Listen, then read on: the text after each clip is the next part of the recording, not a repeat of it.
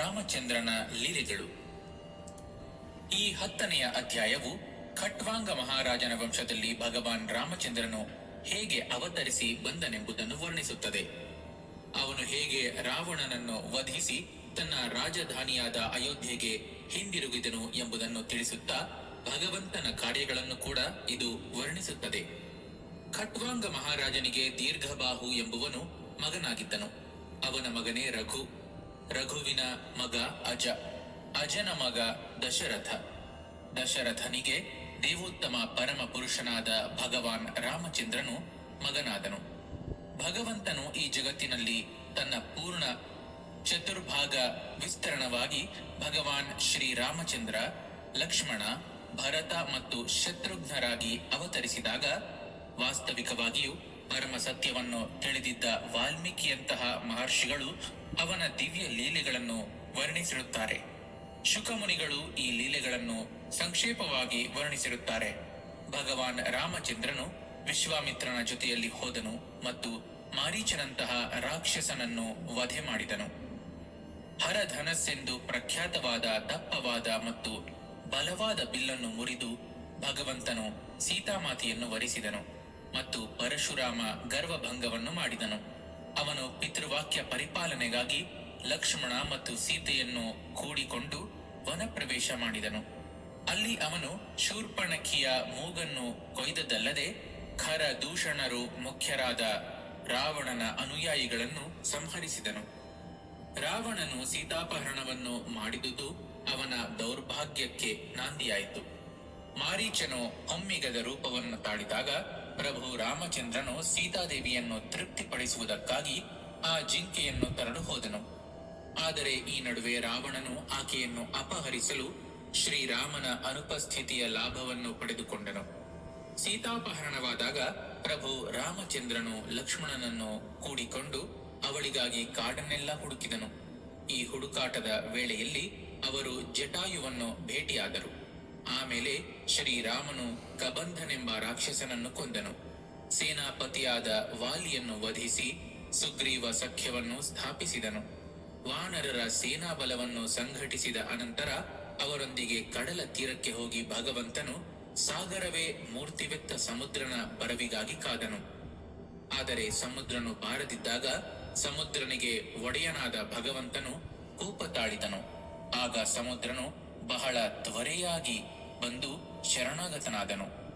ಎಲ್ಲ ರೀತಿಯಲ್ಲಿಯೂ ನೆರವಾಗುವ ಇಚ್ಛೆಯನ್ನು ವ್ಯಕ್ತಪಡಿಸಿದನು. ಆಮೇಲೆ ಭಗವಂತನು ಸಮುದ್ರಕ್ಕೆ ಸೇತುವೆ ಕಟ್ಟುವ ಪ್ರಯತ್ನವನ್ನು ಮಾಡಿದನು.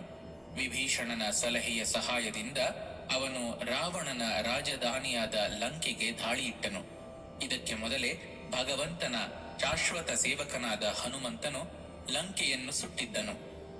ಈಗ ಲಕ್ಷ್ಮಣನ ಸಹಾಯದಿಂದ ಭಗವಾನ್ ರಾಮಚಂದ್ರನ ಸೈನಿಕರು ರಾಕ್ಷಸ ಸೈನಿಕರನ್ನೆಲ್ಲ ಕೊಂದು ಹಾಕಿದರು.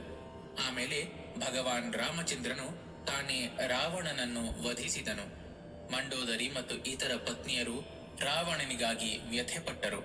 ಭಗವಾನ್ ರಾಮಚಂದ್ರನ ಅಪ್ಪಣೆಯಂತೆ ಕುಟುಂಬದಲ್ಲಿ ಮಡಿದ ಸರ್ವರಿಗೂ ವಿಭೀಷಣನು ಉತ್ತರ ಕ್ರಿಯೆಗಳನ್ನು ನೆರವೇರಿಸಿದನು. ಆಮೇಲೆ ಪ್ರಭು ರಾಮಚಂದ್ರನು ವಿಭೀಷಣನಿಗೆ ಲಂಕೆಯನ್ನು ಆಳಲು ಅಧಿಕಾರವನ್ನಿತ್ತು ದೀರ್ಘಾಯುಷ್ಯವನ್ನು ನೀಡಿದನು. ಪ್ರಭುವು ಸೀತಾದೇವಿಯನ್ನು ಅಶೋಕವನದಿಂದ ಬಿಡುಗಡೆ ಮಾಡಿಸಿ ಆಕೆಯನ್ನು ಪುಷ್ಪಕ ವಿಮಾನದಲ್ಲಿ ತನ್ನ ರಾಜಧಾನಿ ಅಯೋಧ್ಯೆಗೆ ಕರೆದೊಯ್ದನು.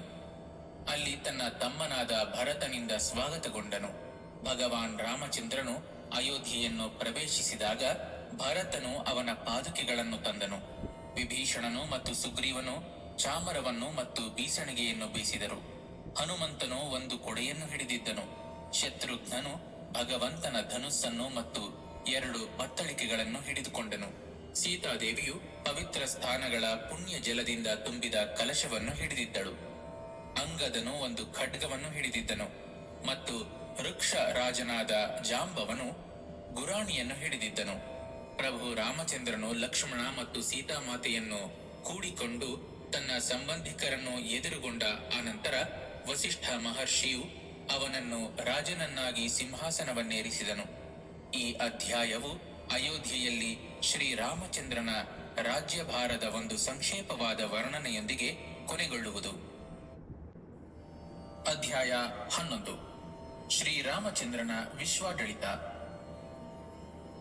ಶ್ರೀರಾಮಚಂದ್ರನು ಅಯೋಧ್ಯೆಯಲ್ಲಿ ತನ್ನ ಕಿರಿಯ ಸಹೋದರರೊಡನೆ ಇದ್ದುದನ್ನು ಹಾಗೂ ಅನೇಕ ಯಜ್ಞಗಳನ್ನಾಚರಿಸಿದ್ದುದನ್ನು ಈ ಅಧ್ಯಾಯವು ವರ್ಣಿಸುತ್ತದೆ. ದೇವೋತ್ತಮ ಪರಮ ಪುರುಷನಾದ ಶ್ರೀರಾಮಚಂದ್ರನು ತನ್ನನ್ನೇ ಆರಾಧಿಸುವ ಸಲುವಾಗಿ ಅನೇಕ ಯಜ್ಞಗಳನ್ನಾಚರಿಸಿದನು. ಯಜ್ಞಾಂತ್ಯದಲ್ಲಿ ಹೋತ, ಅಧ್ವರ್ಯು, ಉದ್ಗಾತ ಹಾಗೂ ಬ್ರಹ್ಮ ಎಂಬ ಋತ್ವಿಜರಿಗೆ ಭೂದಾನ ಮಾಡಿದನು. ಅವನು ಅವರಿಗೆ ಕ್ರಮವಾಗಿ ಪೂರ್ವ, ಪಶ್ಚಿಮ, ಉತ್ತರ ಮತ್ತು ದಕ್ಷಿಣ ದಿಕ್ಕುಗಳನ್ನು ಕೊಟ್ಟನು. ಉಳಿದದ್ದನ್ನು ಆಚಾರ್ಯರಿಗೆ ಕೊಟ್ಟನು. ಶ್ರೀರಾಮಚಂದ್ರನಿಗೆ ಬ್ರಾಹ್ಮಣರಲ್ಲಿ ಶ್ರದ್ಧೆಯನ್ನು, ಸೇವಕರಲ್ಲಿದ್ದ ವಾತ್ಸಲ್ಯವನ್ನು ಗಮನಿಸಿದ ಬ್ರಾಹ್ಮಣರೆಲ್ಲರೂ ಭಗವಂತನಿಗೆ ಪ್ರಾರ್ಥನೆ ಸಲ್ಲಿಸಿ ಅವನಿಂದ ತಾವು ತೆಗೆದುಕೊಂಡದ್ದನ್ನು ಅವನಿಗೆ ಮರಳಿಸಿದರು. ತಮ್ಮ ಹೃದಯಾಂತರಾಳದಲ್ಲಿನ ಭಗವಂತನು ನೀಡಿದ ಜ್ಞಾನೋದಯವು ಸಾಕಷ್ಟು ಕಾಣಿಕೆಯಾಯಿತೆಂದು ಅವರು ಭಾವಿಸಿದರು. ತರುವಾಯ ಶ್ರೀರಾಮಚಂದ್ರನು ಸಾಮಾನ್ಯ ಪ್ರಜೆಯಂತೆ ವೇಷ ಧರಿಸಿ ತನ್ನ ಬಗೆಗೆ ಪೌರರಿಗಿರುವ ಅಭಿಪ್ರಾಯವನ್ನು ತಿಳಿಯಲು ರಾಜಧಾನಿಯಲ್ಲಿ ಸಂಚರಿಸತೊಡಗಿದನು. ಆಕಸ್ಮಿಕವಾಗಿ ಒಂದು ರಾತ್ರಿ ಒಬ್ಬ ವ್ಯಕ್ತಿಯು ಹೆರವನೊಬ್ಬನ ಮನೆಗೆ ಹೋಗಿದ್ದ ತನ್ನ ಹೆಂಡತಿಯೊಂದಿಗೆ ಮಾತನಾಡುತ್ತಿದ್ದುದನ್ನು ಕೇಳಿಸಿಕೊಂಡನು. ತನ್ನ ಪತ್ನಿಯನ್ನು ನಿಂದಿಸುವಾಗ ಆ ವ್ಯಕ್ತಿಯು ಸೀತಾದೇವಿಯ ನಡತೆಯಲ್ಲಿ ಶಂಕೆ ಇರುವಂತೆ ಮಾತನಾಡಿದನು. ಭಗವಂತನು ಆ ಕೂಡಲೇ ಅರಮನೆಗೆ ಹಿಂದಿರುಗಿದನು ಹಾಗೂ ಅಂತಹ ವದಂತಿಗಳಿಗೆ ಅಂಜಿ ತೋರಿಕೆಗೆ ಸೀತೆಯನ್ನು ತೊರೆಯಲು ನಿರ್ಧರಿಸಿದನು. ಗರ್ಭಿಣಿಯಾಗಿದ್ದ ಸೀತಾದೇವಿಯನ್ನು ವಾಲ್ಮೀಕಿ ಮುನಿಗಳ ಆಶ್ರಮಕ್ಕೆ ಅಟ್ಟಿದನು.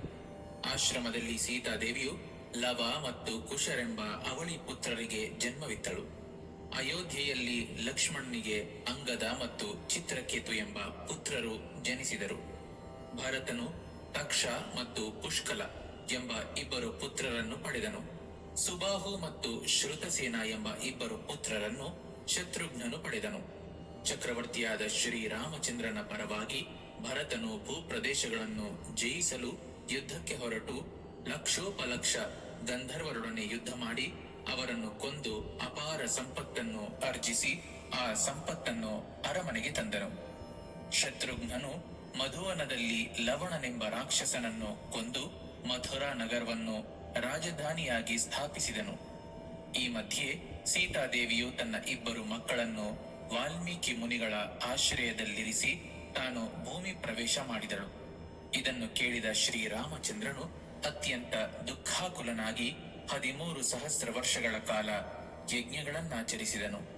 ಶ್ರೀರಾಮಚಂದ್ರ ಪ್ರಭುವು ಅಂತರ್ಧಾನನಾದುದರ ಲೀಲೆಗಳನ್ನು ವರ್ಣಿಸಿದ ಬಳಿಕ ಭಗವಂತನು ತನ್ನ ಲೀಲೆಗಳನ್ನು ತೋರಲು ಮಾತ್ರ ಅವತರಿಸುತ್ತಾನೆಂಬುದನ್ನು ಸ್ಥಾಪಿಸಿ ಪ್ರಭುವು ತನ್ನ ಪ್ರಜೆಗಳನ್ನು ಕಾಪಾಡಿದ ರೀತಿಯನ್ನು, ತನ್ನ ಸೋದರನನ್ನು ವಾತ್ಸಲ್ಯದಿಂದ ಕಂಡ ಬಗೆಯನ್ನು ವರ್ಣಿಸಿ ಶುಕಮುನಿಗಳು ಈ ಅಧ್ಯಾಯವನ್ನು ಮುಕ್ತಾಯಗೊಳಿಸುತ್ತಾರೆ.